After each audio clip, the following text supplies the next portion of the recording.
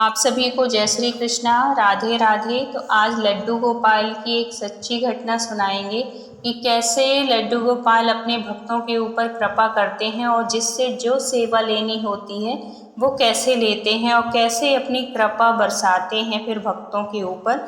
तो ये एक सच्ची घटना है, तो आप ज़रूर सुनिएगा। और अगर वीडियो अच्छा लगे, कहानी अच्छी लगे तो please like, share and subscribe करिएगा। तो भोलू नाम का एक माली था शहर में एक बड़ी सी कॉलोनी में, जिसमें बहुत सारी बड़ी बड़ी कोठियाँ बनी हुई थी। वह वहाँ जाता और वहाँ की 5-6 कोठियों के बगीचे की खूब रखवाली करता था। पेड़ पौधों को देखना, उनमें पानी डालना, क्योंकि माली का काम तो यही होता है। तो जिस जिसके घर में भी वो काम करता था, सब घर वाले भोलू से बहुत खुश रहते थे। कीमती लाल नाम का एक सेठ था। भोलू उसके घर में भी माली का काम किया करता था। भोलू जब भी कीमती लाल के घर के बगीचे में पौधों को पानी देता, मिट्टी खोदता और उसकी पौधों की गुड़ाई करता, उनकी कटिंग करता। ऐसी जगह होती जिसमें से उसको एक कोने में से मिट्टी के नीचे से थोड़ी थोड़ी आहट सी आती थी। ऐसा लगता था भोलू को, माली को ऐसा लगता था कि जैसे मुझे यहाँ से कोई बुला रहा हो।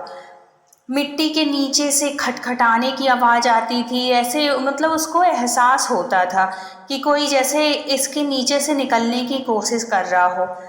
तो माली ने कई बार वह आवाज़ सुनी थी, लेकिन उसने उसकी तरफ ध्यान नहीं दिया। उसने सोचा कि होगा शायद कोई जानवर, कोई जैसे चूहे वूहे होते हैं, इस तरीके का होगा कुछ। लेकिन हर बार जब भी वह उस जगह जाता उसको आवाज़ ज़रूर सुनाई देती। ऐसा लगता कि जैसे कोई बुला रहा है और जैसे निकलने के लिए कोई कोशिश कर रहा है, ऐसे उसको आभास होता, अंदर से लगता। एक दिन माली ने हिम्मत करके उस जगह को खोदा। तो खोदते खोदते जब उस गड्ढा हो गया, जब वहाँ तक पहुँचा तो देख के हैरान रह गया वो। उसमें से एक बहुत ही सुंदर से छोटे से प्यारे से लड्डू गोपाल निकलते हैं। तो माली ने लड्डू गोपाल को बाहर निकाला और लड्डू गोपाल के शरीर गर्म सा लग रहा था। वह मिट्टी से लथपथ थे, लेकिन शरीर गर्म लग रहा था। ऐसा लग रहा था कि जैसे इनमें जान हो। तो ऐसा लग रहा था कि जैसे भगवान, जैसे लड्डू गोपाल सांस ले रहे हों। उसको ऐसा फील हुआ, ऐसे आभास हुआ उसको। यह देखकर एकदम से हैरान हो गया। वह भागा लड्डू गोपाल को लेकर घर के अंदर गया। मतलब जिस घर में, जिस कोठी में वो काम करता था, उस घर के मालिक के पास गया। उसकी पत्नी के पास जाकर कहता है, जो सेठानी रहती है, तो सेठानी से कहता है कि सेठानी जी, ये देखो आपके बगीचे में से ये मुझे लड्डू गोपाल जी मिले हैं। लड्डू गोपाल को देखकर कीमती लाल की जो पत्नी थी, उसका रंग एकदम से पीला पड़ गया। वह बोली, तुम इसको क्यों निकाल कर लाए हो? ऐसा लग रहा था कि जैसे माली ने कितना बड़ा गुनाह कर दिया हो। तो माली बोला कि वहाँ से मुझे रोज आवाज़ आती थी, आज मिट्टी को खोदा तो उसमें से यह निकले लड्डू गोपाल। मालकिन चीखती हुई बोली, बड़ी मुश्किल से मैंने इससे पीछा छुड़वाया था।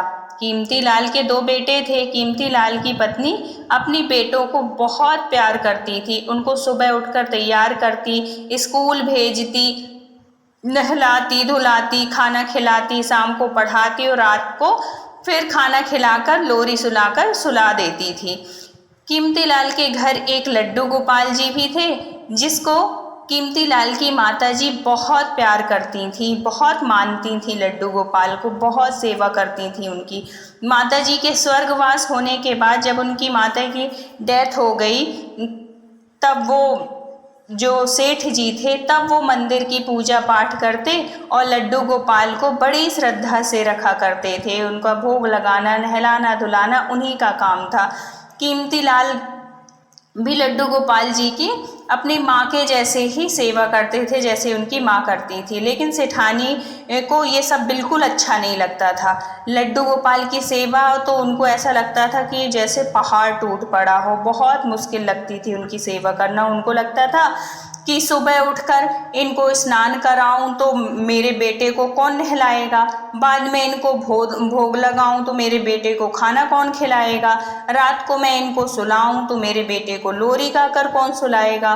बेटों के प्यार में वह अंधी हो चुकी थी, उसको यही बात बुरी लगती थी। इसी कारण उसने एक दिन निश्चय किया और घर के बगीचे में जाकर लड्डू गोपाल जी को दबा दिया, मतलब गाड़ दिया मिट्टी में। कीमती लाल को बोल दिया कि लड्डू गोपाल की चोरी हो गई है, वो खो गए हैं। लड्डू गोपाल के चोरी होने पर कीमती लाल बहुत दुखी हुआ, लेकिन वह कर भी क्या सकता था। उसको तो यही लगा कि खो गए हैं, कोई ले गया है। आज जब गोपाल जी को लेकर जो माली था सेठानी के पास आ गया तो सेठानी चिढ़ गई और उसको बोली कि तुम इसको क्यों निकाल कर लाए हो। तो माली ने कहा कि अब मैं इसका क्या करूं, अब तो निकाल ही लिया हूं। मालकिन ने कहा तुम लड्डू गोपाल जी को अपने पास रखो और दफा हो जाओ मेरे घर से, आगे यहाँ पर आना, आज से यहाँ पर आना नहीं और अपना मुंह मत दिखाना मुझे। इतनी चिढ़ गई वो सेठानी, क्योंकि सेठानी को डर था कि अगर यह सच कीमती लाल को बता दिया ये माली तो कीमती लाल को सब बातें पता चल जाएंगी और वो मेरे ऊपर बहुत गुस्सा होंगे। कीमती लाल की बीवी ने माली को नौकरी से निकाल दिया और आस पड़ोस में जो माली काम करता था सबके यहाँ, सबकी कोठियों में, तो उन लोगों से भी कहकर और माली को निकाल दिया, क्योंकि उसको ये डर था कि अगर ये आसपास भी रहेगा तो उसके जो सेठ जी थे, उसके जो पति थे, तो वो कहीं रख ना लें और ये जो माली है ये राज कहीं उनके सामने बता ना दे। इस वजह से वो सबसे बोल के माली को निकलवा दिया। और माली इस बात से हैरान था कि आखिर मैंने कौन सा ऐसा गुनाह कर दिया कि जो मुझे सब लोग नौकरी से निकाल रहे हैं। वह कपड़े में लड्डू गोपाल जी को लपेटकर अपने घर ले गया। वह रोता हुआ अपनी पत्नी से कहा, उससे बताया कि यह लड्डू गोपाल जो मुझे सेठानी के घर में मिले, उनके बगीचा में मिले, लेकिन इसके मिलते ही मेरी सारी नौकरी छूट गई। अब तो मैं इसका क्या करूं, मुझे गुस्सा आ रही है, ऐसे कहने लगा, क्योंकि जैसे ही मिले वैसे ही उसकी सारी नौकरी छूट गई, उसको घर बैठना पड़ा। तो माली की जो पत्नी थी प्यार से लड्डू गोपाल को कपड़ा में अच्छे से बिछाया, मंदिर में बिछाया और उनको बहुत प्यार से ली और उनको मंदिर में उसकी मिट्टी इट्टी साफ की, एक कपड़े में और रखी और फिर उसको अच्छे से नहला धुला के मंदिर में बिठाल दिया। ठाकुर जी को स्नान कराकर घर के कोने में बड़ी श्रद्धा से नीचे कपड़ा बिछाया और फिर उनको बिठाल दिया। जो माली था बहुत उदास था, उसको तो लग रहा था कि अब घर का गुजारा कैसे होगा। फिर उसने मन में सोचा कि लड्डू गोपाल के मिलते ही मेरी नौकरी चली गई, ये सब लड्डू गोपाल की वजह से हो रहा है। लेकिन रूपाली जो उसकी पत्नी थी उसको उसने समझाया कि लड्डू गोपाल जी भगवान है, ये सब देख लेंगे, जो होता है अच्छे के लिए होता है। उसकी जो पत्नी थी बहुत अच्छे विचारों वाली थी, धार्मिक थी, भगवान को मानने वाली थी। उसकी पत्नी ने कहा कि जो लड्डू गोपाल के शरीर की मिट्टी उतरी है उसका क्या करूं। तो जो माली था उस पर झल्लाया और बोला कि अपने घर के बाहर जो आंगन है वहाँ पे डाल दे। रूपाली ने वैसा ही किया। तो माली को चिंता के कारण नींद न आई कि घर का गुजारा कैसे होगा, लेकिन उसकी पत्नी को बिल्कुल आराम से सोई हुई थी।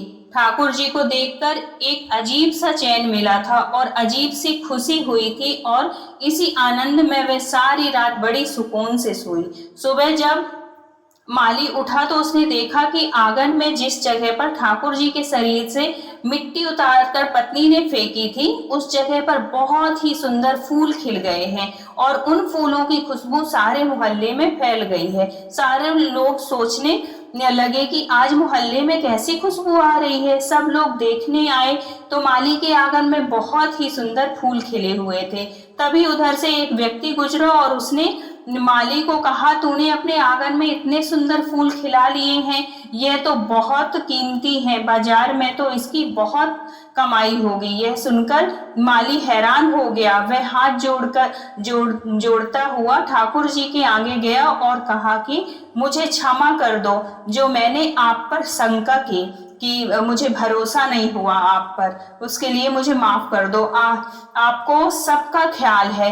तो उसकी पत्नी मंद मंद मुस्कुराने लगी कि माली को भी अब ठाकुर जी पर विश्वास होने लगा है। माली ने वो फूलों को उतारकर पहले कुछ फूलों को गोपाल जी के चरणों में रखा, बाकी फूल बाजार में बेचे। उसको बहुत ही अच्छे दाम मिले। अब तो वह फूल हर रोज माली के आंगन में खिलने लगे और फूलों को बेचकर माली से मालिक बन गया। माली और उसकी पत्नी ने यह निश्चय किया कि कीमती लाल की बीवी ने अपने बच्चों की परवरिश के कारण लड्डू गोपाल जी को मिट्टी में दबा दिया था। आज से लड्डू गोपाल जी ही हमारी संतान है, ताकि हम भी अपनी संतान के कारण कहीं लड्डू गोपाल जी की तरफ हमारा झुकाव कम ना हो जाए। तो आज से हम अपने लड्डू गोपाल को ही अपने बच्चा मानेंगे।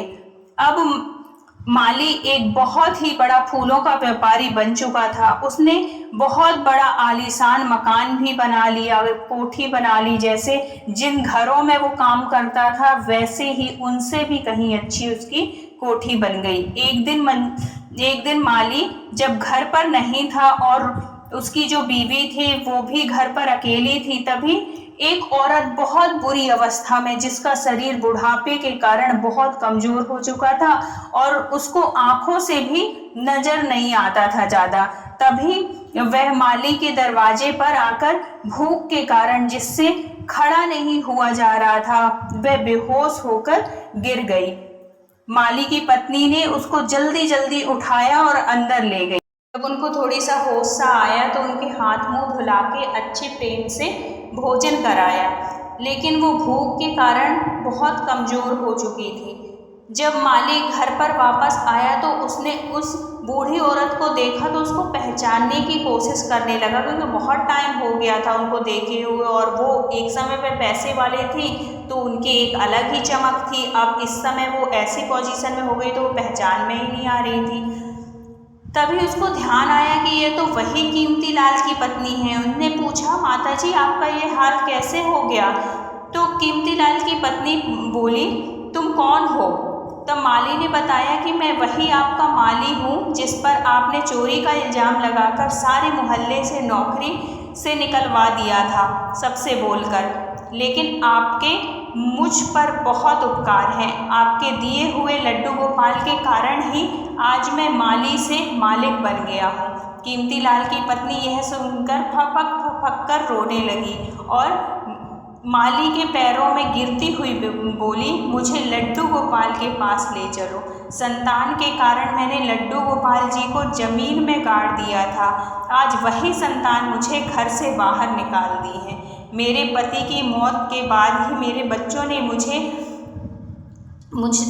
आँखों से देखना बंद कर दिया, मतलब मेरे से इतनी नफरत करने लगे और मुझे बाहर निकाल दिया घर से।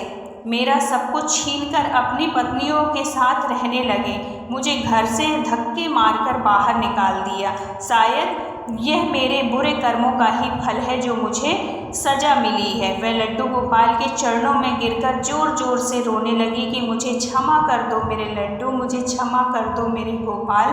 ठाकुर जी तो बहुत ही दयावान और कृपालु हैं। माली ने उस माता जी को उठाया और कहा, आपको और कहीं जाने की ज़रूरत नहीं है, यह लड्डू गोपाल आपके बेटे की तरह ही है। आज से आप यहाँ रहो, यही आपका घर है। इसी तरह लड्डू गोपाल जिस पर कृपा करते हैं उसको माला माल कर देते हैं और पाप करने वाले को भी वो हमेशा क्षमा कर देते हैं। तो बोलो लड्डू गोपाल की जय। वीडियो अच्छा लगा हो तो please like share and subscribe करिएगा। मिलते हैं किसी नेक्स्ट वीडियो में। जब तक अपना ख्याल रखिए, अपनों का ख्याल रखिए। Thank you so much. Radhe Radhe.